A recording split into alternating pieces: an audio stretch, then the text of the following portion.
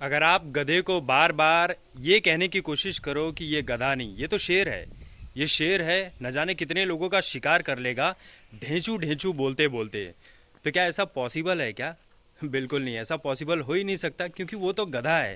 वैसे गधा अच्छा प्राणी है भाई, लेकिन एग्जाम्पल के तौर पर ये देना इसलिए पड़ गया क्योंकि अजय देवगन जो है, ये गलत चीज़ को बार बार सही बताने की कोशिश कर रहे हैं कि नहीं, हम जिसका विज्ञापन कर रहे हैं, जिस तंबाकू का, पान मसाला का विज्ञापन कर रहे हैं, वो तो तंबाकू है ही नहीं, वो तो इलायची है। आप खाइए और आपके मुंह से ऐसी खुशबू निकलेगी कि लोग आपसे ऑटोग्राफ लेने के लिए मरे जाएंगे। अजय देवगन एक सीधे सीधे तौर पर अक्षय कुमार का नाम लिए बिना ही अक्षय कुमार पर भड़क भी गए हैं और अपनी बात भी रख दी है। अजय देवगन का ये कहना है कि अगर तंबाकू इतनी ही गलत चीज़ है तो सरकार इसे बेचने की परमिशन क्यों देती है। ये तो मैं भी कह रहा हूँ कि भाई गलत है तंबाकू, तो सरकार इस तरह की चीज़ों को बढ़ावा क्यों दे रही है? सीधे सीधे तौर पर बैन क्यों नहीं लगा देती?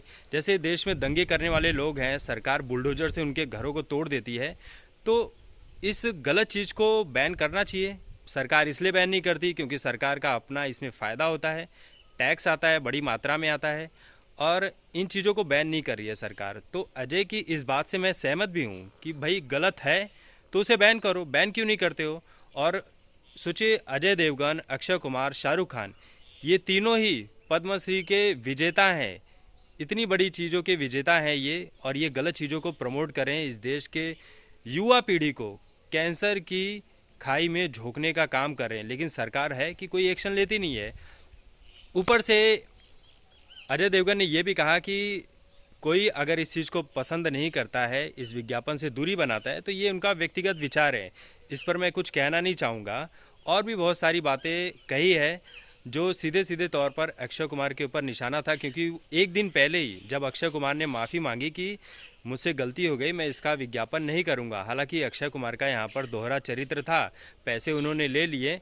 अब मान लीजिए कि उन्होंने 10 करोड़ लिए हैं, तो 1 करोड़ डोनेट कर देंगे वो समाज हित कार्यों में, बाकी तो 9 करोड़ खुद के पास ही रखेंगे।